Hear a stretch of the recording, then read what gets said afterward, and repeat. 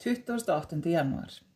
Því ekki að reyna að hlusta á þessa ósnertanlegu innri hljóma sem heyrist aðeins í algjöru kyrrð.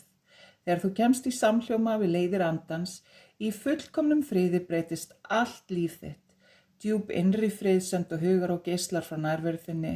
Þú eru eitt með öllu sem lifir. Þér finnst þú upphafinn, innblásinn og fullur af birtu.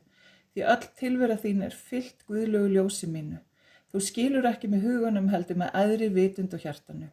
Þú lifir ekki lengur fyrir sjálfan þig, persónlegu frami víkir algjörlega til hliðar og líf þitt er fólgið í að gefa kærleika og þjóna meðbræði þínum.